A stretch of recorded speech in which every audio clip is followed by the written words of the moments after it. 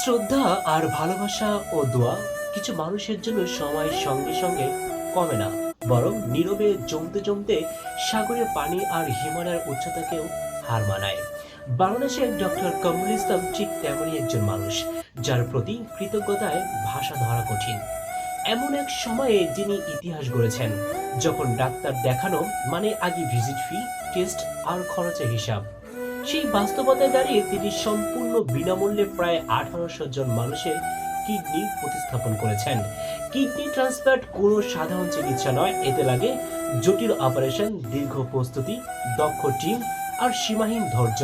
তবুও নিজের সময়, শ্রম আর মেধাকে মানুষের জীবন বাঁচানোর কাজে খোঁচার করে দিয়ে ডক্টর কামরুল ইসলাম প্রমাণ করেছেন, চিকিৎসা শুধু পেশা নয়, এটা দায়িত্ব, এটা মানবতা। যারা একসময় মৃত্যুর মুখোমুখি দাঁড়িয়েছিলেন, আজ তারা স্বাভাবিক জীবনে ফিরেছেন একজন মানুষের নিঃস্বার্থ সিদ্ধান্তের জন্য। এই কাজ শুধু চিকিৎসার সাফল্য নয়, এটা আমাদের সময়ের জন্য এক শক্ত বার্তা। মানুষ চাইলেই মানুষের পাশে অবশ্যই দাঁড়াতে পারে। চলুন আমরাও যে যেভাবে পারি মানুষের পাশে গিয়ে দাঁড়াই।